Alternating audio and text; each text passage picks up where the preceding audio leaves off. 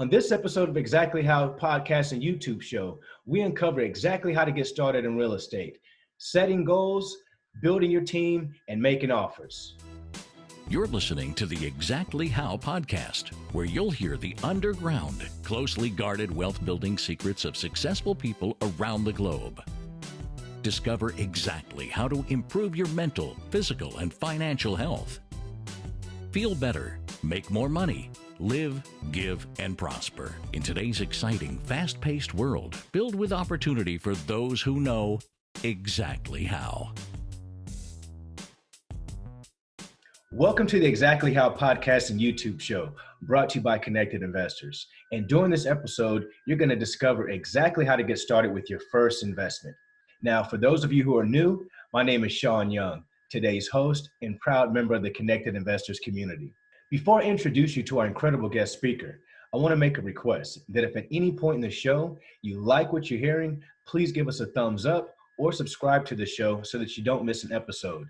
And make sure to take a look at the description in this episode, as we've packed it with thousands of dollars in free resources. Today, we have the privilege to learn from a woman who created a killer business from home. Now, prior to her current career in real estate, she was in the U.S. Army, guys. But all that changed when she was diagnosed with a heart condition that changed the direction of her business. Now, I would like to describe our guest as driven, a go-getter. So let me introduce you to the one, the only, Erin Helly. Erin, thanks for being a guest on today's show. Hey, Sean, thank you for that awesome introduction. I'm so happy to be here. Before we dive into exactly how to start investing in real estate, Erin, you contribute a lot of your success to your disciplines through KPIs and routines. Why do you think that's played such a big role in your success? I think that that's what's allowed me to scale this, and that's what's allowed me to get better every single day and just constantly take it up a notch and just continue to accomplish more and, faster than I ever thought. I just have the discipline. I put it down on paper and I commit to it and I get it done. And what are some of those important KPIs that you would say are key to your success? Are those call KPIs or? So I have a couple of different ones. I basically, every single day I work on networking. No matter what, I do some networking every single day. So I do some social media networking, just Instagram, getting my name out there, commenting on some of the other big posts and big action takers out there. I get all over their stuff and I try to network there. I also get on the phone. I'm building teams in different markets and just constantly trying to add to our mastermind, and just trying to elevate my game by connecting with other people who are out there crushing it too, and who are out there building their own businesses or who are way far ahead of me. I try to kind of just grab onto their coattails and hang out for dear life. And so that's a big thing I do every single day. And then I have focal KPIs each day of the week. Every Monday I write a blog post. Every Tuesday I work on improving my courses and improving, the things that I bring to my clients. And on Fridays, I work on marketing. So I have these really specific things that I have to do every day, no matter what. And sometimes it's, I hardly get through them. And some days it's even going through the motions. But no matter what, I do them. And even if I take a tiny little baby step just by getting them done, then, that's what's allowing me to constantly be moving forward and constantly improving. That is awesome, Erin. That is awesome. And that's super important, guys. I mean, it's like I say, and it's like we've said before, build an empire isn't built in one day, guys. Lay one brick at a time, and you'll look up over time and you'll be surprised at what you've accomplished and what you've built for yourself. And once it's built, guys, it's there. So Erin, those are some key nuggets there. Definitely thanks for sharing those with us. Yeah, of course. Now guys, what makes the Exactly How Financial Freedom podcast and YouTube show unique is that every show comes with a detailed action plan. We pull the steps out of the show and create a blueprint on how to implement exactly what we're covering. All you have to do is visit connectedinvestors.com/free to get the key takeaways and resources and gifts that Erin's going to be generously allowing us to give you today. Now, as millions of people know, Connected Investors is a social network of real estate investors and a marketplace of investment properties. In the description of this video, I'll include a link to this episode's forum discussion. Tap that link, ask me and other pros questions, and see what other investors are saying about this very episode. Plus, we're going to make sure that you get our free training. So make sure you head on over to connectedinvestors.com/free. Now, this is exactly how I make my money, guys. You can find properties in any town for pennies on the dollar with this software, and I use it each and every day. So, Aaron, let's dive into the 3 steps someone needs to take when looking to get their first investment. Now, before the show, we broke down those 3 steps. And can you dive into that first step with us, which is setting goals? That was step 1, right? Yeah, step one, setting goals. And I think this applies to most things that are important to you, most things that you do in your life, not just necessarily investing. But I think you've got to figure out what you're working toward, what that sort of end state is. And for me, that's retirement. That's what I want my life to look like when I can retire. So I think you've got to start there. You got to get really, really real and honest with yourself and what you want that end state to look like. And, you know, the more detailed and the more descriptive you can get it in your head, the better it's going to be. And I think from there, you figure out where you are right now and you make a plan to go from where you are now to so you can actually get there. And, you know, there's going to be some incremental steps to get yourself there. You know, if you want to retire in 20 years, then you probably need to have some deadlines at some 12 or 10-year plans, a 5-year plan, a 3-year plan, maybe a 1-year plan, what you're going to do in the next 6 months and even 3 months. So you got to get really, really specific and have that sort of backwards plan and have those incremental steps. And then you need KPIs to back those up. So those KPIs need to help you accomplish those plans.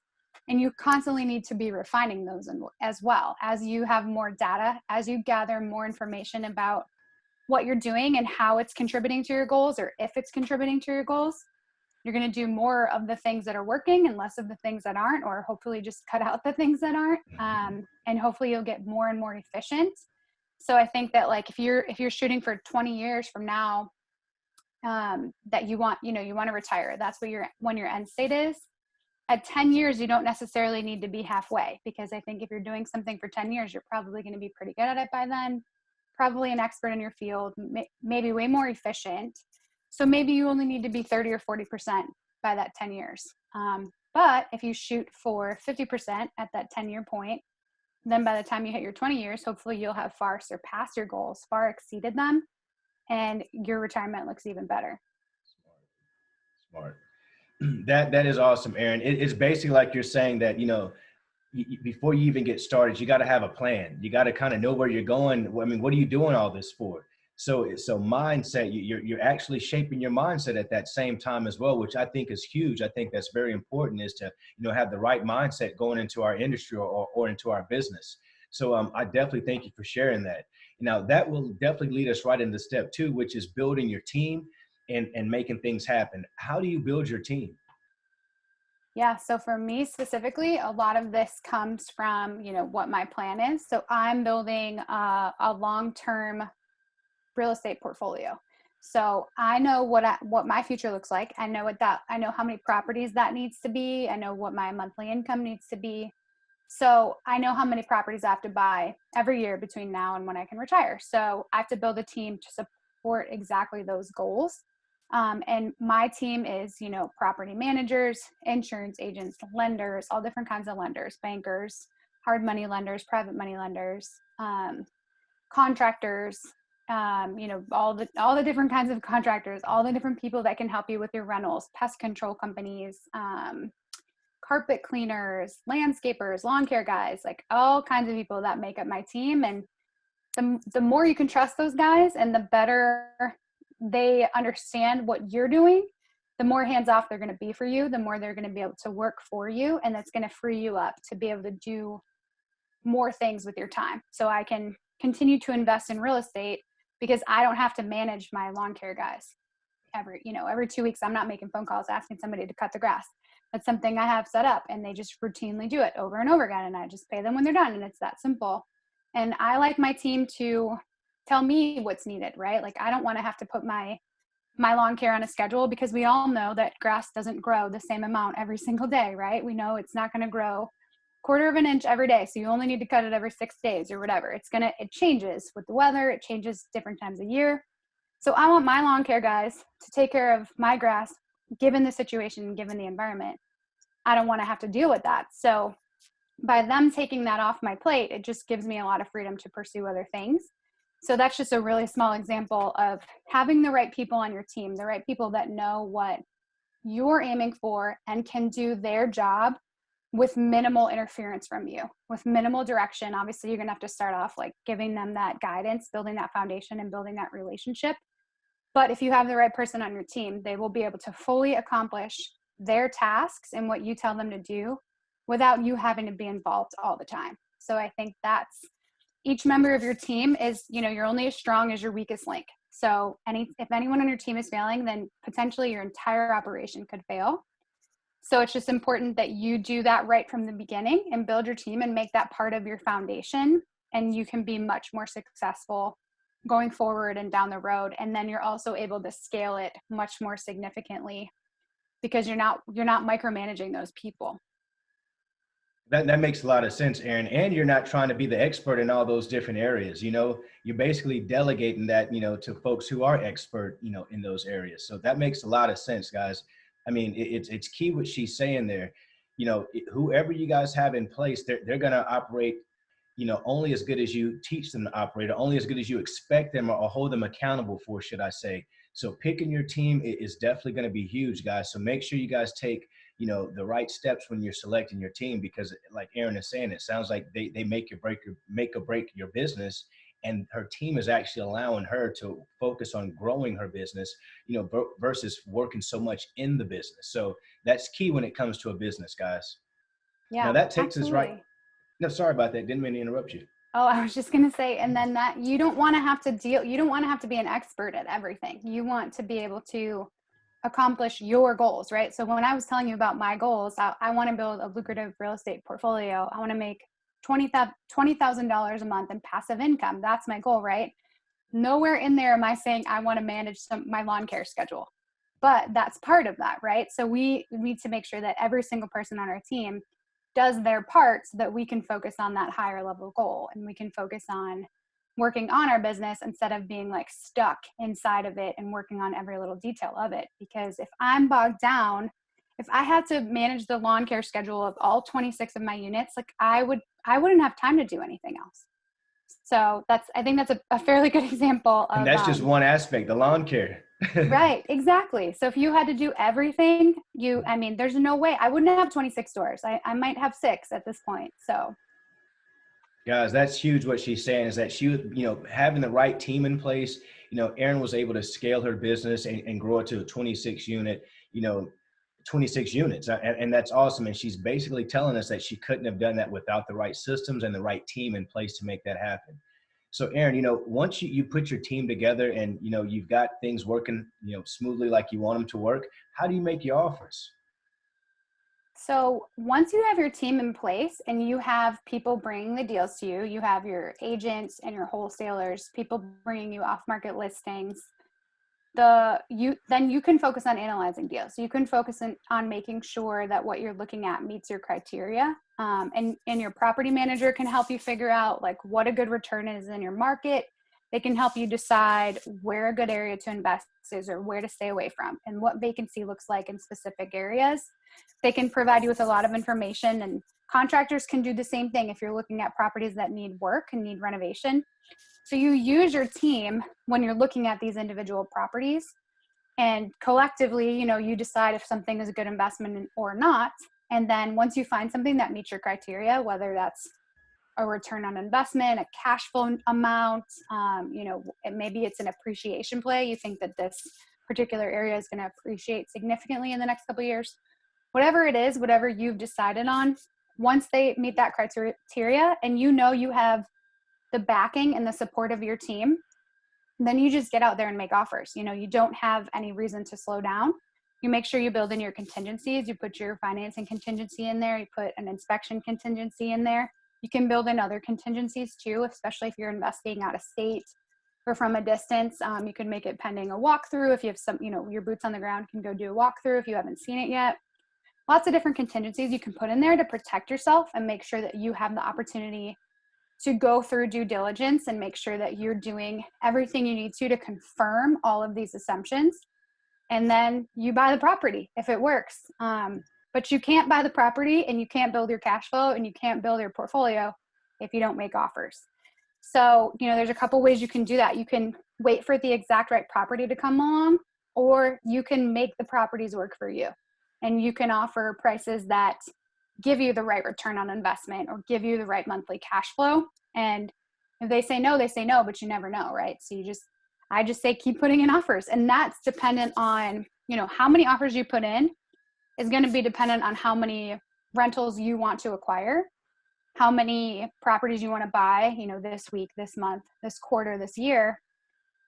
Like, for example, if you want to buy a property a month, you probably need to be offering on somewhere between like 4 and 10 properties before you might get the right one. Now, if you have, the criteria that you're just going to offer asking price, you're going to have a lot better chance of getting in those properties. So maybe you might get 1 out of every 2 offers you put in. But if you're constantly lowballing and you're only offering 70% of ARV or something like that, you're probably going to have to put in a lot more offers before you get a yes, before you get an accepted offer. So just keep that in mind. So that's what your KPIs need to be based on. Okay. That is awesome. Those are some great takeaways there, Aaron. Now let me ask you, has the COVID-19 pandemic changed how you make offers or how you're managing your team, or how's all that been affected in your business? So it hasn't changed the way that I make offers. It has changed my strategy a little bit. We're kind of stepping back from flipping till we see what happens with the market. We don't know for sure what we're going to be able to sell a property for in 3 months or 6 months when the renovation is complete. So we're getting rid of our last property. We're actually closing on Monday, our last flip property. And we'll kind of take a break from that for a while. We're going to focus on wholesaling.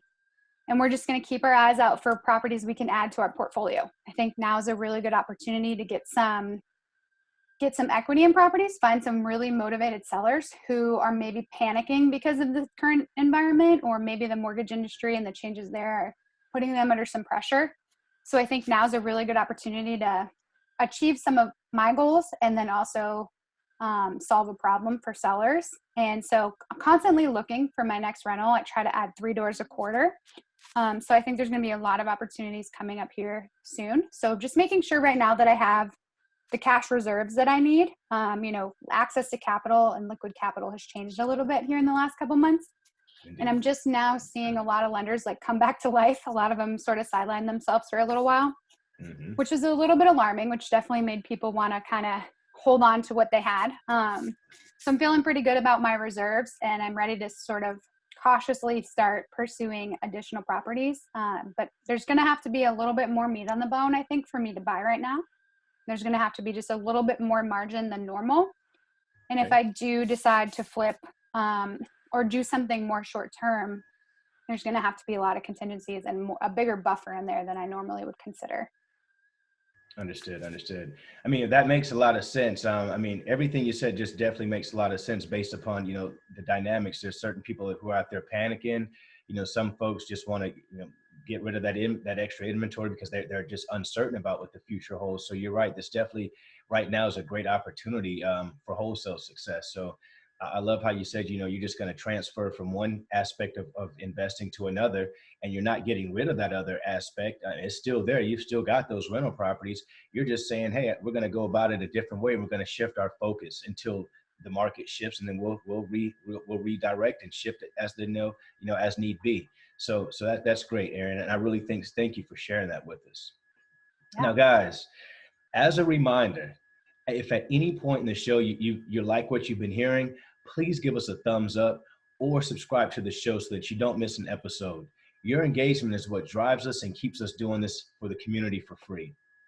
Now, Aaron, what do you think your life would be like if you were never diagnosed with a heart condition and you were still working in the U.S. Army? And before I have you answer that, I want to say thank you for your service. Thank you. I appreciate that. Absolutely. I think I would be stuck working for the man. I'd be stuck at I hate to say 9 to 5 because the military does not work 9 to 5. It's more like 5 to 9. And I would be, told what to do, where to be, when to be there, and I wouldn't have a choice and when I could see my daughters, and I would be, in a lot less control than I have right now. And I would also be limited in terms of income and in terms of, when I can travel and what I can do. So right now, I think I choose how much money I make. That's kind of the best thing about being an entrepreneur, I think, is like I decide how much I put into this business and how much I get out of it. And I also have complete control over my schedule, and I don't have to go to a meeting that I don't want to go to. And that's pretty liberating.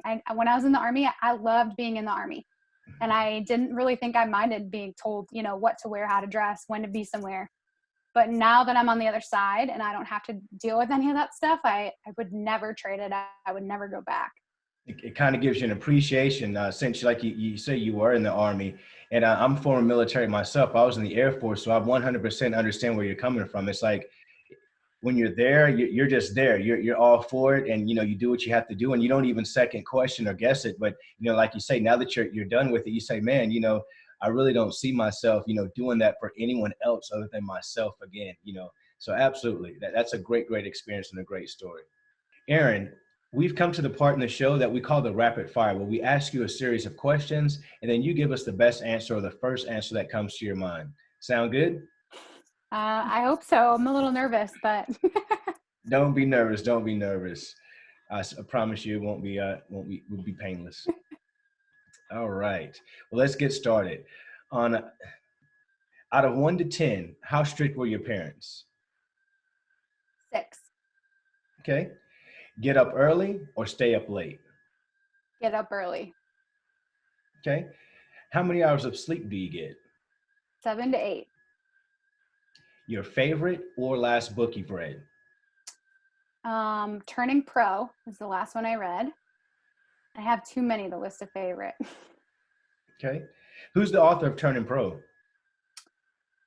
Stephen Pressfield. Stephen Pressfield. I'll definitely make sure to check that out. Now, Aaron, if you could be any superhero, who would it be? Wonder Woman. Okay. Now, something everyone should do less of. Oh gosh, clean their house. Something everyone should do more of. Not clean their house. Anything else. Good answers. Bitcoin, bang or bust? Bust. Okay. Aaron, will people live on Mars in your lifetime? Probably. Okay. Well, definitely want to thank you for taking the time for that rapid fire session and answering the questions for us today. And guys, you've all made it to the end of the show. Most people do not finish what they start, so you guys are special. Now, if you got any value out of the show, please share it with a friend or on your Facebook page. Like the video, subscribe to our channel, and send us topics you want to learn more about. Like I said earlier, nearly 1 million people use the Connected Investors social network and marketplace to connect. In the description of this episode, we've included a link to this episode's forum discussion. Tap that link, ask me and other pros questions, and see what investors are saying about this episode. Until the next episode, you can catch me inside Connected Investors. See you on the inside, guys. The Connected Investors app connects you with investors, notifies you of available properties, helps locate cash buyers, and secure private funding to close deals. Set up in seconds to become a member of the Connected Investors social network. Now you can scroll through your main feed to find cash buyers, see investment properties not available to the general public, and network with investors by adding your own comments to a thread to keep the conversation going. The Control Center is your connection to add properties to sell, start new discussions, connect with local investors, and even find private funding. The Notifications tab will keep you alerted to new investment properties and offers. You'll also find new friend requests to connect directly with the community to build your network. From the property marketplace, you'll be able to find, favorite, and make offers on investment properties. Download Connected Investors today to find, figure, fund, and flip investment properties on the go.